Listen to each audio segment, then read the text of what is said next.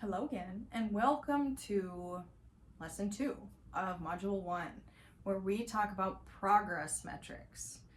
Now, I want to share with you a quick story about why this is very important, because I'm sure a lot of the rest of us, I'm sure you've encountered the same issue. And back when I was trying to lose my weight, I had taken on a lot of cardio and weight training and diets. And one of the things that struck me was that I was growing. I had one progress metric at the time, and this was the scale, okay? This scale was kind of my everything. I put every metric, I put every weight of progress behind that number without really knowing quite why that number did what it did or whether or not it was actually an accurate representation of what I wanted. I just wanted to get smaller. That was my big thing. So here we're going to go ahead and assemble a 360 view of what our progress is in both the qualitative and quantitative matters, so we have more bits of data to go off of, because you might have made a lot of progress and just didn't really know it, didn't quite understand why you got what you did, and might have actually given up when you were making quite a bit of progress and just didn't quite know it at the time. Because that's what happened to me. I was doing a lot of weight training in particular. I was lifting heavy without quite realizing that that was why I was getting bigger in my clothes. The scale was staying the same, but my clothes were getting tighter, and I could not quite grasp why. Because I felt like I was doing everything I should be. I was moving more, I was eating less, lifting heavy, I was putting all of my efforts and intentions where I should be, but in the end I was letting the scale dictate whether or not I felt accomplished, and I'd give up preemptively. I'd get comments from family and friends about, oh hey, wow, your butt is getting bigger, or wow, look at this is your back and shoulders have grown. And at the time that was mortifying to me, because I just wanted to shrink. I wanted to go down in size. I didn't want things to get tighter in terms of like my clothes getting tighter or any more buttons popping. I just wanted to become smaller. Now, if I would have had these progress metrics behind me, I could have understood that the reason why I was getting tighter in certain areas is because I was gaining muscle mass in those areas. And that's very important, because even though the scale wasn't necessarily going down, I was still actually shrinking in size. It's just that the muscle underneath was starting to come through and actually made me feel larger. And that's what made me look larger to some people from certain angles as well.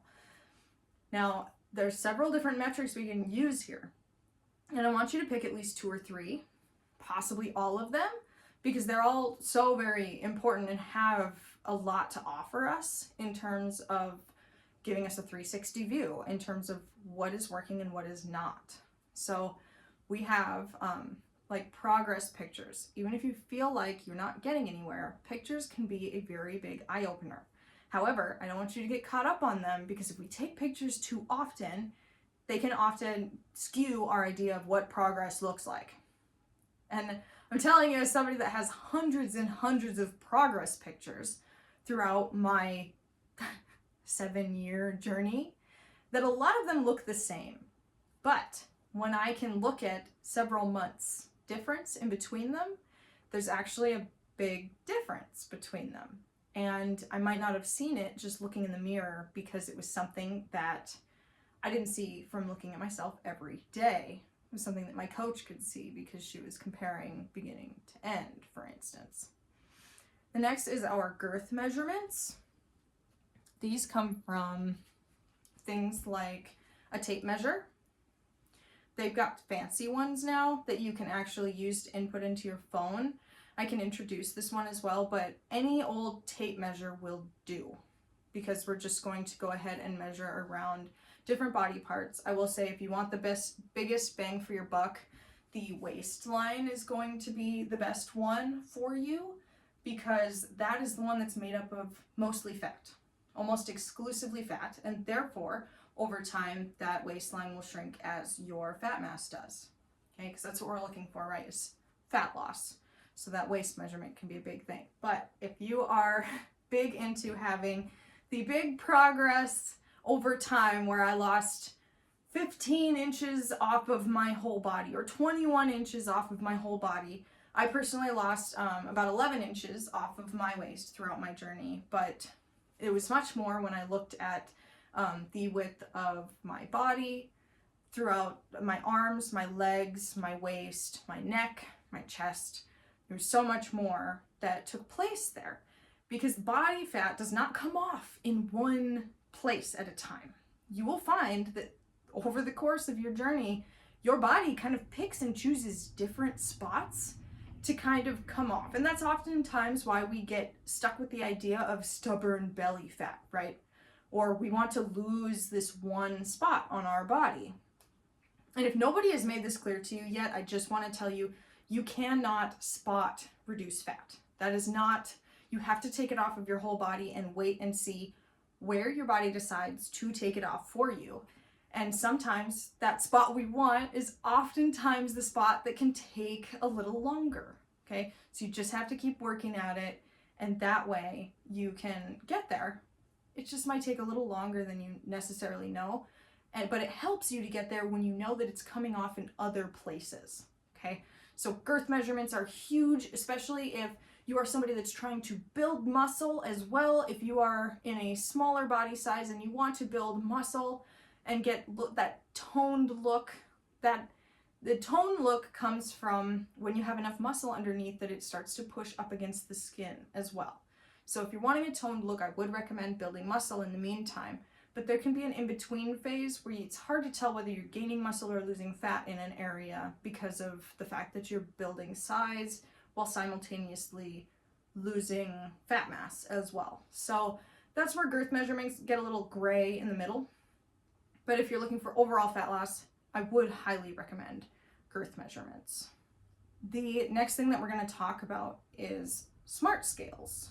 And this is body composition.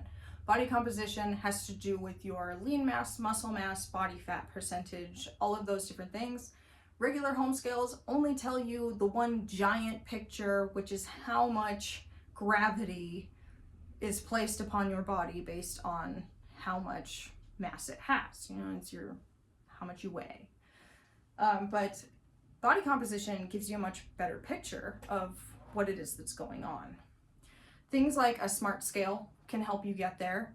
They will tell you your body fat and your muscle mass so that you can tell in your exercise where you are kind of losing and gaining mass, whether you're actually getting your fat mass taken off while you're gaining your muscle mass at the same time, as well as how much water weight you're holding, because that is a huge variable when it comes to fat loss, is if you are bloated and feeling like you have you're holding more water, that can make a 3 to 10 pound difference depending on your size per day. So it's hard to get an accurate picture of what is actually going on in your body when there's so much water retention. It's what we see a lot with things like keto, where a lot of the mass that you see lost, that initial 10 pounds lost in a couple days or a week or two, is water weight. And why so many people, once they start eating off of a keto-based diet, they gain the water weight back, because it all has to do with how your body holds its water. It's not actually fat that comes off, it's water that comes on or comes on. Comes on or comes off. So those are very, very important things. Once again, we have a smart scale. Mine's kind of dirty because I use mine every day. But this one in particular is a pt3 scale. It's a bit of a more expensive one. Now I use a Fit Index, which you can find on Amazon. It's actually quite cheap. And that is also what this comes with. This is a Fit Index girth measurement that you can get them over on Amazon for not a whole lot of money. But I would recommend a smart scale for yourself at home if you want to start accelerating your results and understanding a much broader picture.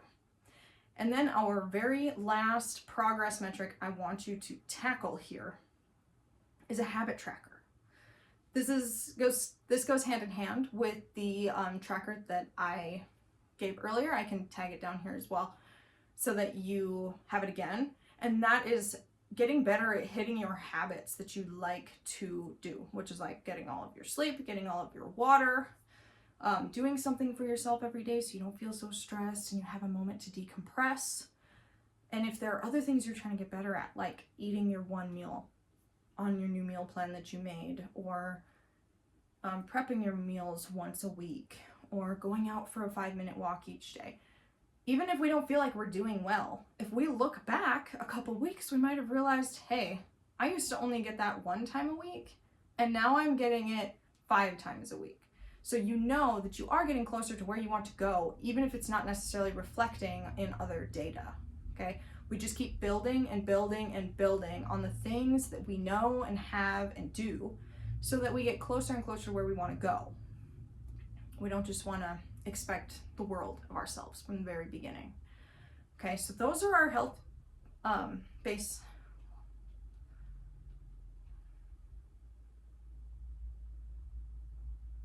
Okay, so those are our progress metrics in a nutshell. These are kinds of things that will help you get to where you want to go. They give us both qualitative and quantitative data that we can use to help fuel ourselves moving into the future and not continue through the habit of cutting ourselves off at the knees when things aren't going perfectly. So I will go ahead and walk through how to do the girth measurements and the pictures so that you have the best results there, as well as any others that need further explanation, because this is already getting to be a long enough video. So thank you so much for hanging in there. Okay, go ahead and check out which ones you want to do. We want to pick at least 2 or 3 of these, potentially all of them. But great job. We're going to keep going, and I'll see you in the next training.